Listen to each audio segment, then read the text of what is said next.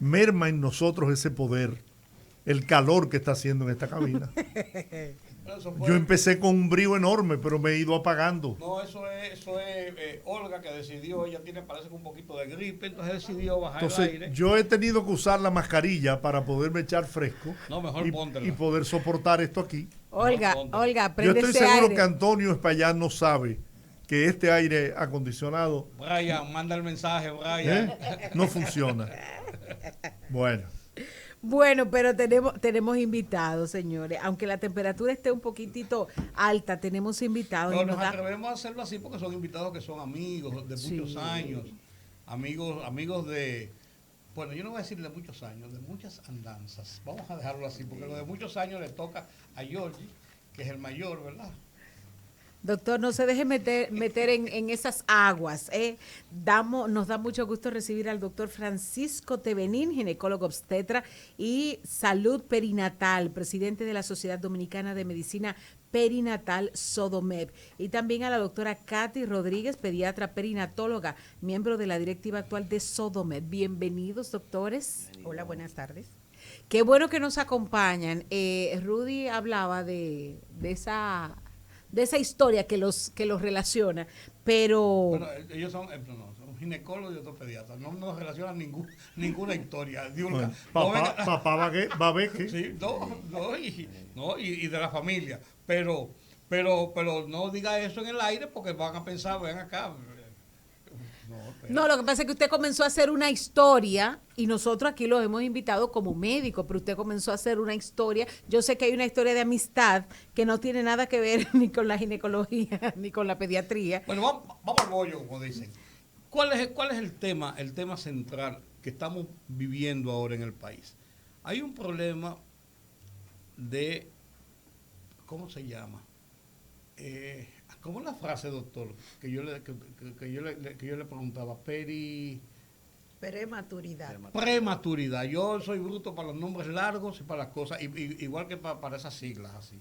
Eso es casi un trabalengua para ti. Prematuridad. Hay un problema de prematuridad que por muchos años se ha vivido en República Dominicana y es un problema que tiene que ver con la vida o la muerte, la vida o el desarrollo de esos niños que vienen al mundo, esas madres que muchas veces no se preparan, que muchas veces no están listas para llegar a una sala de partos y poder alumbrar con todas las de la ley, con las mejores condiciones. ¿Cuál es la situación, doctor Tevenín? ¿Qué está pasando con esas madres? Yo temo que hay muchas madres jóvenes, muchachitas, jovencitas, quizás que son donde podría haber la mayor franja de esa situación de prematuridad. Sí, gracias por la invitación a la tarde de hoy, a poder nosotros plantear a veces inquietudes que comentaba yo ahorita con la doctora, que a veces hay muchas condiciones patológicas que la incidencia es bien baja y sin embargo se destina muchos recursos y se atiende mucho, y a veces otras condiciones como son lo del nacimiento del niño prematuro, en el cual las condiciones de nacimiento lo llevan mucho a la muerte y su porcentaje de tasa de nacimiento prematuro es mucho, y sin embargo a veces uno entiende como que faltaría algo por hacer para incidir sobre ello. Uno de las cosas es eso mismo, o sea, el prematuro yo digo que comienza desde la consulta prenatal, desde la mujer embarazada, desde la atención de la embarazada, desde el proceso de consulta, de la integración con el médico, que el médico conozca a esta mujer en varios niveles de atención y en varias visitas, cosa que muchas veces no sucede en base a que nuestra población que asiste es una población que a nivel hospitalario que a veces va a una, dos o tres consultas, y las que van a varias generalmente tal vez son las que menos se complicarían al final si no tienen ningún tipo de riesgo. En un parto normal, vamos a decir normal, regular, 9 meses, un embarazo, ¿cuántas veces más o menos es el promedio que una señora debe acudir, una mujer debe acudir a la consulta con su ginecólogo? En un embarazo normal, como dice, una mujer debe ir mínimo 4 veces al ginecólogo.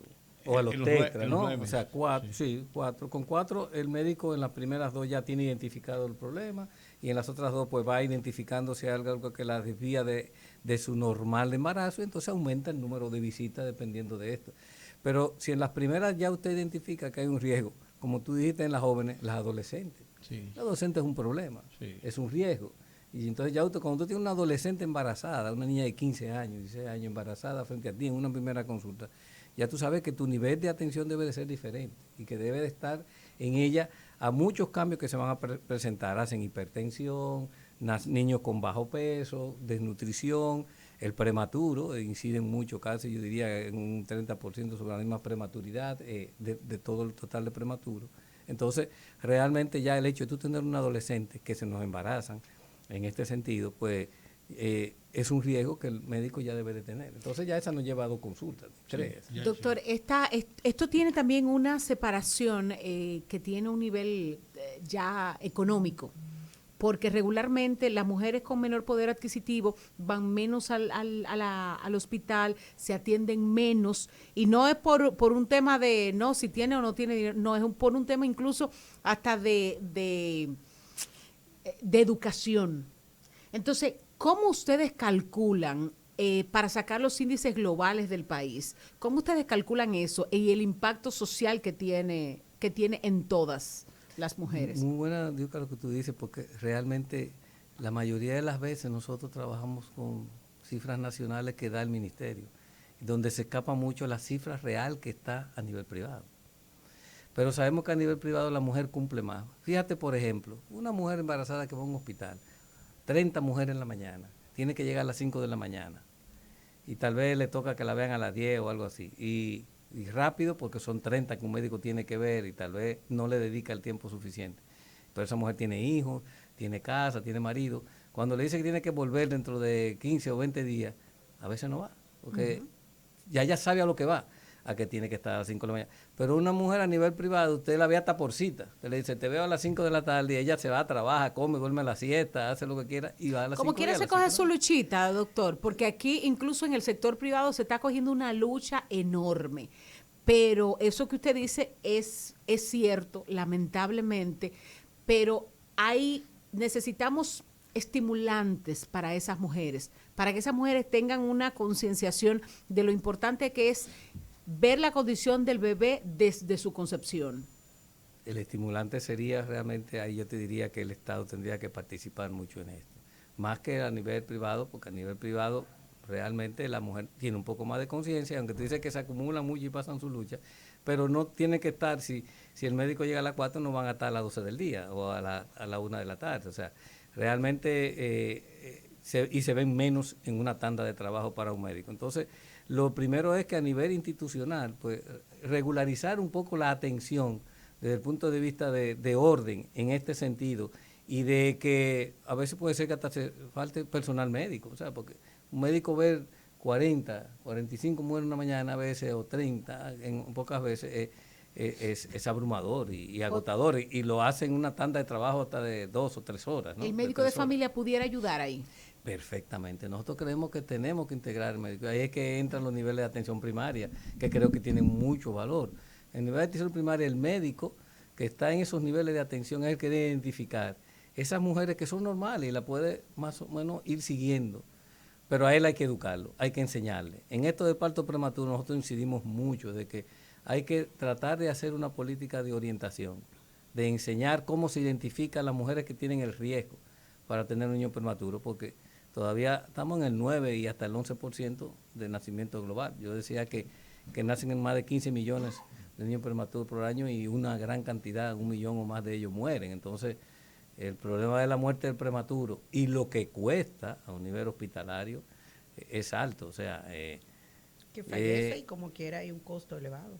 Sí, la prevención, yo una vez hice un estudio de prevención, uno le gustan los números, como decía yo, y yo decía que si tú identificabas a esa paciente de riesgo, vamos a suponer por un cuello corto, que es una incidencia de tú reducir un cuello corto, manejarlo, reducir un 30-40% la posibilidad de que el niño nazca muy prematuro, y tú le vas a dar un medicamento X que no cuesta más que 60, una tableta, y el tratamiento que tú le des, más la atención, no llega a los 9,000 pesos.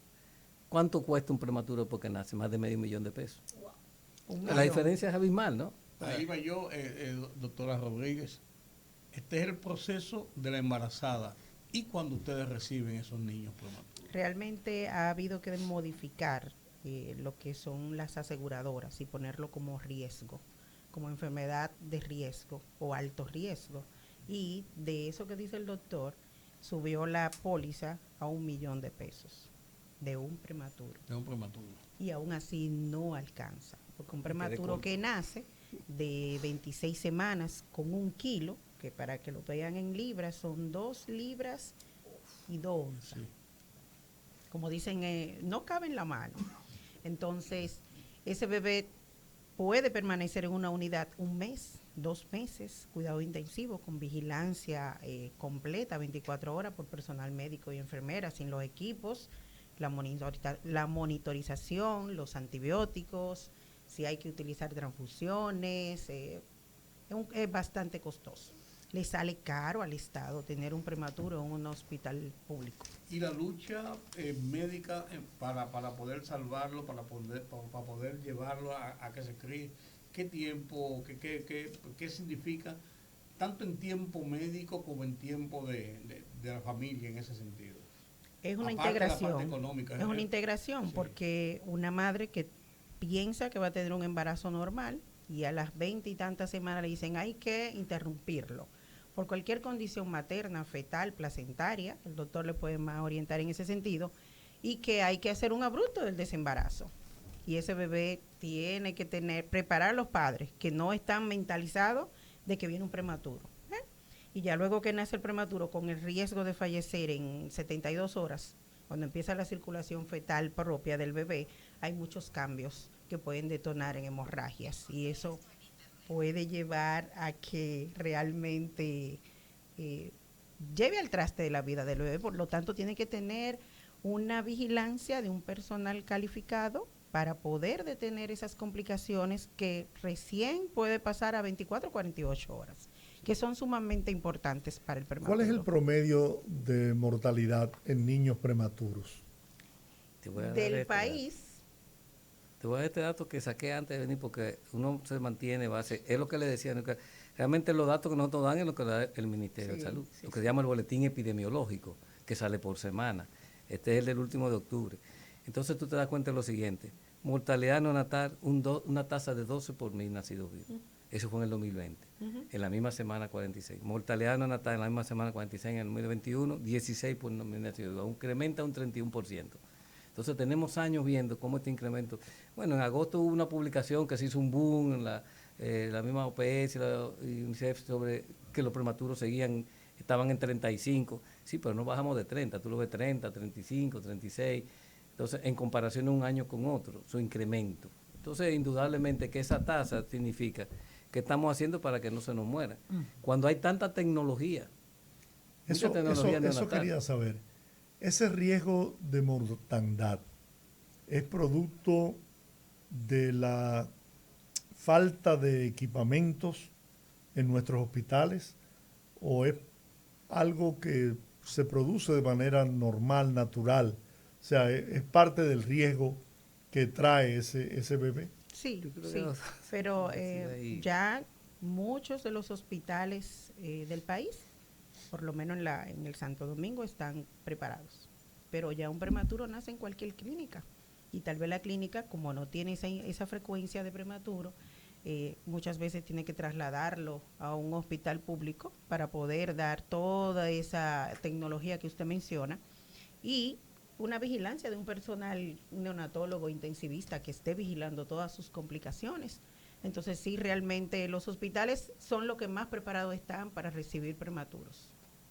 Yo le digo porque tengo una experiencia. Mi primer nieto nació de 1 libra y 8 onzas. Wow. 500 y pico de gramos. ¿Cuántas semanas? 28 a 30. Sí, 28 creo, 28. Y bueno, mide hoy 6 pies, 2 pulgadas, es atleta y yo le confieso que yo pensé que no iba a poder. Realmente. En Estados Unidos, realmente, en ese niño se gastaron casi $3 millones.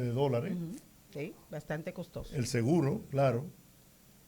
Y gracias a Dios, ¿no? Ahí está es jugador de fútbol, está en la banda de su escuela high school y se pensaba que iba a poder tener algún tipo de dificultad. Sí. Gracias a Dios, ¿no? Realmente, mientras más prematuros, menos secuelas neurológicas y se maneja bien durante el nacimiento, porque está en crecimiento, está en, ¿cómo le puedo explicar? En desarrollo. Es diferente un prematuro que sea muy prematurito, que haga un evento neurológico por ser prematuro, a que lo haga de 32, 34 semanas o a término. Deja secuelas que muchas veces son irreversibles. Y mientras más prematuro y con todo eso cuidado de vigilancia, que le tengan un neuroprotector cerebral, puede hacer que sea completamente normal y con una inteligencia completamente normal. Ya la cantidad de prematuros es bastante abundante, tanto que en el país un 28 semanas con 1 kilo sobrevive muy bien. Con riesgo y mucho trabajo. Pero ¿qué hacen organizaciones como la que usted preside, doctor Tevenín, en este sentido? ¿Concientizan médicos con seminarios, con talleres, con clases de especialidad, o sea, el seguimiento? ¿Cómo cooperan en este sentido? Sí, realmente la sociedad especializada, dentro de ella la Sociedad de Medicina Perinatal, la pediatría y tal, pero nosotros como sociedad, que es una sociedad que tiene una particularidad. Nosotros tenemos tetras y pediatras, por eso yo acompaño a los pediatras y estoy como tetra, porque generalmente lo que no ha permitido a la Sociedad de Medicina Perinatal es eso mismo. ¿Qué es el perinatólogo? El perinatólogo, a pesar de que es pediatra, en la perinatología tiene que conocer el componente obstétrico. Y uno mismo también, como obstetra, tiene que ir conociendo qué pasa en ese recién nacido para poder uno opinar, no solamente decir, bueno, yo creo, sino tener un concepto claro. Entonces, al tener la simbiosis de las dos especialidades, hemos hecho actividades en el interior, en ciudades donde uno entiende que realmente hay ese déficit de atención o de conocimiento sobre qué es el prematuro, y hemos dado conferencias, talleres. Se está dando muy frecuentemente lo que se llama el taller de reanimación neonatal, que lo da la Sociedad de Pediatría, para entrenar cada vez más enfermeras en ese manejo del recién nacido, que creo que tiene mucho valor, inclusive lo certifican, y nosotros tratar de dar orientación al médico de que identifique cuáles son esas pacientes de riesgo. Cuando tiene una embarazada adolescente, una embarazada con hipertensión, con diabetes, con enfermedades propias, que la identifique y sepa que no es para darle 2 consultas o 3 en el embarazo, sino que... Esta es la semana Estamos en la semana del prematuro. Del prematuro. Con muchas actividades. ¿Qué van a hacer en esta semana? Bueno, mañana la sociedad, nosotros como coordinador hemos organizado un seminario. El seminario que se llama, más que todo, es un seminario que tiene que ver con el desarrollo del prematuro en todo su contexto. O sea, viendo el prematuro desde el momento del embarazo, lo que constituye la importancia, del momento del nacimiento, del momento psicológico, cuál es el efecto psicológico, porque a veces nos olvidamos de la familia, del manejo que tiene que ver la mamá y el papá en ese niño, del componente del neurodesarrollo posterior que vaya a tener realmente ese niño que nació con cierto tipo de problemas. Porque muchas veces también el desarrollo depende de la enfermedad que lo lleva al prematuro. No es el prematuro que nace porque asintomático, por una serie de cosas que no se identifica, al prematuro que nace de una mamá enferma, por infecciones, por traumas. Sí. Ese generalmente no es el mismo prematuro. Entonces, este seminario que tiene que ver con más que todo con conocer el prematuro, llevando a los objetivos del desarrollo sostenible hasta al año 2030, que es reducir tanto la mortalidad materna como la mortalidad neonatal. Entonces, hemos querido convocar esas sociedades, en la cual también nos apoyará UNICEF, que siempre está defendiendo la supervivencia infantil, para que podamos discutir mañana esto y dar la oportunidad a las personas que puedan interactuar con nosotros. Creo que es una actividad para dar a conocer al país y fuera, porque se va a tener después una transmisión online desde el mismo lugar que va a ser la plaza, el auditorio de la plaza, dar a conocer realmente la importancia y destacar la importancia del prematuro. Que los recursos son necesarios. ¿Expositores internacionales? No, son expositores de las diferentes sociedades que están participando. ¿Quiénes deben ir, doctor? ¿Quiénes deben ir? ¿Quiénes deben estar presentes? Nosotros estamos invitando al médico obstetra, al pediatra, al médico de familia, al médico en formación, las enfermeras y lógico, digo que las instituciones que tienen que ver con este sostenimiento del prematuro, ¿no? Asociadas como son las instituciones de salud, las ARS también, ojalá puedan está abierto a la presencia. Es un auditorio muy grande y caben una gran cantidad de personas que podrían estar interesados en conocer un poco de esto. En años anteriores se hacía una caminata, se hace una actividad, siempre todos los años, para el Día del Prematuro, que es el 17. Pero verdaderamente las condiciones de salud del país pues nos llevó a nosotros sentarnos a analizar que no era el momento para congregar 100, 200, 300 personas o más en una caminata todo en conjunto. Creo que fue una decisión muy atinada y esperamos pues realmente que con esto hagamos un llamado de atención. Además, un seminario que va a contribuir a enriquecer, ¿no? La capacidad de los médicos, enfermeras. Sí, yo creo que es para saber dónde están nuestras fortalezas y nuestras debilidades. Yo no puedo quedarme callado porque yo tengo que preguntarle al doctor Tevenín, ¿qué incidencia tienen las haitianas parturientas en las estadísticas dominicanas sobre mortalidad y mortalidad infantil especialmente? Porque esas personas casi la mayoría vienen aquí sin hacerse ningún chequeo previo y llegan al hospital de buenas a primeras. Sí. Eso yo, con lo que usted estaba diciendo ahorita, yo digo, pues ahí, eso es un problema. Es un problema. Realmente el problema de las haitianas es que llegan casi a parir, la mayoría. Hay hasta veces informaciones que uno recibe de los hospitales que llegan en horas de la noche, parecería como que la traen y llegan efectivamente a parir. Pero llegan a parir en condiciones que no se conoce nada de ellas. Claro. Llegan a parir a veces con embarazos que ellas no saben ni el tiempo que tienen y ahí nace el prematuro. ¿Entiendes? Entonces cuando viene el médico a darse cuenta, tenemos un niño de 28, 30 y pico semanas, porque por sus condiciones de poco cuidado del embarazo lo hacen como factor de riesgo, tener un parto prematuro. Llegan con hipertensión, llegan con problemas de nutrición, con anemia que no se diga. Tú le haces una hemoglobina, que es la identificación de los valores en la sangre de anemia, y tienen 6, 7 y 8 gramos. O sea, y es un parto donde se enfrenta con un sangrado y viene la complicación secundaria. En el dato de mortalidad materna han contribuido mucho en los últimos meses que hemos tenido y ahora mucho más. Nuestra mortalidad se ha disparado. Antes el año pasado era en 110, 120 y está en 167. Van más de 200 y pico de muertes maternas en este año. O sea, entonces no se hace ahí la disgregación, doctor, si son esas mujeres que vienen de Haití o si son las dominicanas, no se hace una... Claro, contribuye. Si tú te sacas el número de muertes, por ponerte un ejemplo, de este mes que pasó, el 42% fueron muertes haitianas. Pero entonces no se hace ninguna separación. Se meten en las estadísticas como si fuera... En las estadísticas de salud como la que yo te presenté. Si la estadística de país es la estadística de país. Sí, pero falleció aquí. Sí, porque no, es así. Aunque se seccione de que tanto fue haitiana y dominicana, pero no, es la estadística país. Sí, estadística país, pero se hace la diferenciación. La diferenciación. O sea, el Servicio Nacional tiene lo que se llama el Comité de Mortalidad Materna, del cual nosotros formamos parte, y mes tras mes vemos esa muerte. Y vemos que se mueren 15, 17, 25, y te damos cuenta, cuando sacamos los datos, que los tenemos por ahí, de que de esas muertes, ¿cuántas eran de nacionalidad haitiana? Un 40, un 37, un 8. ¿Y cuántas se mueren por COVID? Se están muriendo muchas por COVID. ¿Okay? Estamos casi de esas muertes que ocurrieron, fueron el 32% fueron por COVID.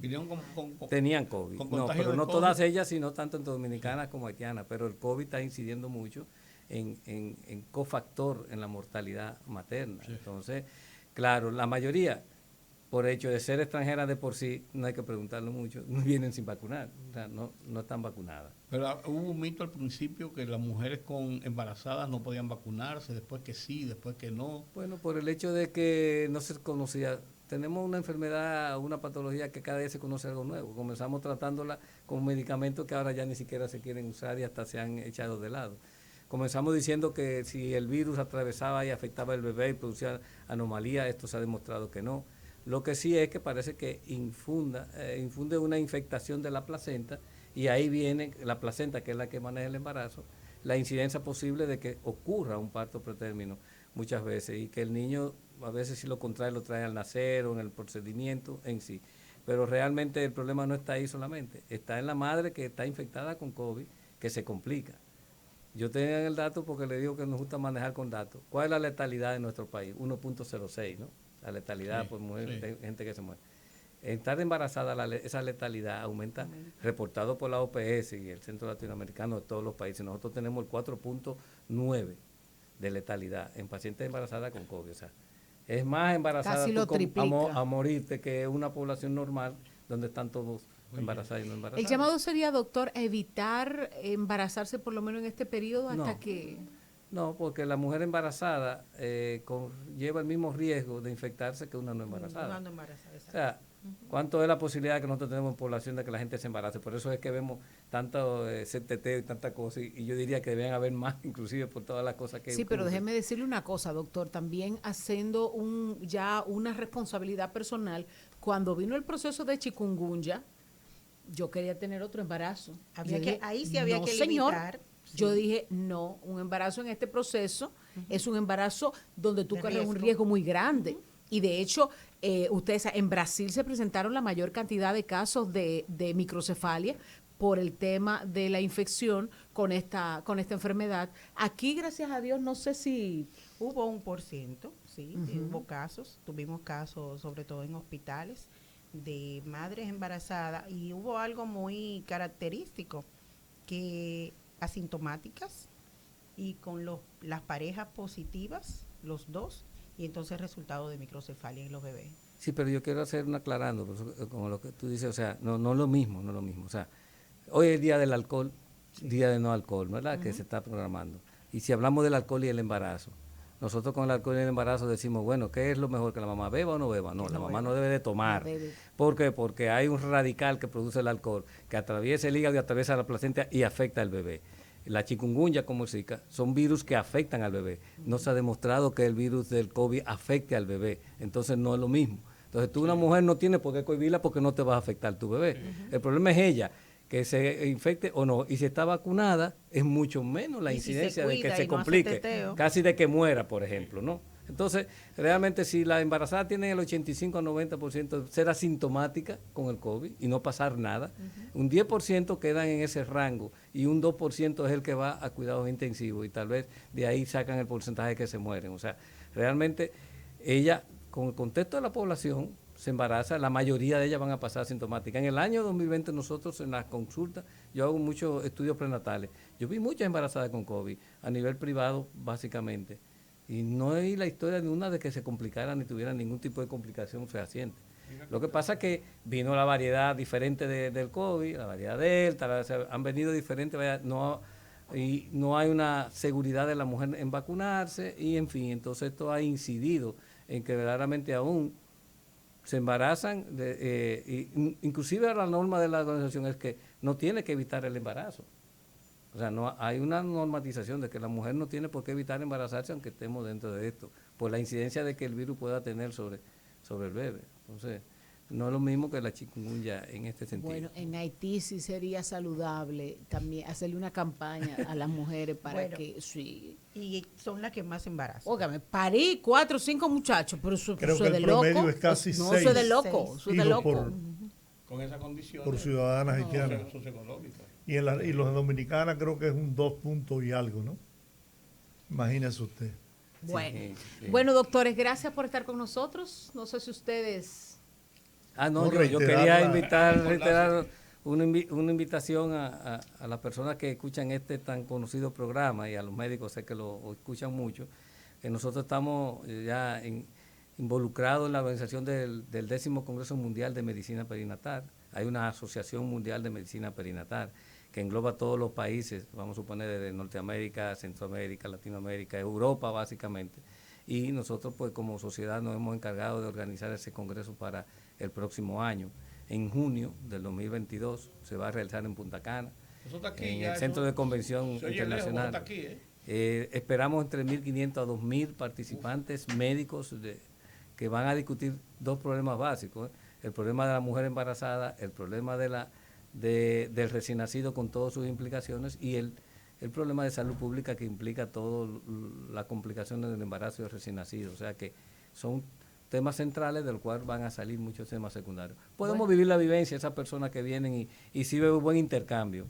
Estamos en esa idea de que el médico participe y que presente trabajo. Nosotros estamos incentivando a los médicos para que que es un gran problema que tenemos. Para que estos datos de niños nacidos y de todas estas complicaciones, vamos a juntarlos en datos estadísticos y presentárselos, que son los que no que lo presente la OPS con datos que a veces se suministran, que le faltan datos, ¿no? Entonces, ojalá el médico se estimule y podamos presentar muchos datos el próximo año ante el mundo. Estadísticas son una herramienta vital para el desarrollo de programas. Sí, yo pienso que sí. Claro que sí. Y prevenir situaciones. Doctora, gracias por estar con nosotros. Gracias por la invitación. También el seminario, ¿no? El seminario, sí, este es el de mañana. Ese es el de mañana. Del desarrollo sostenible.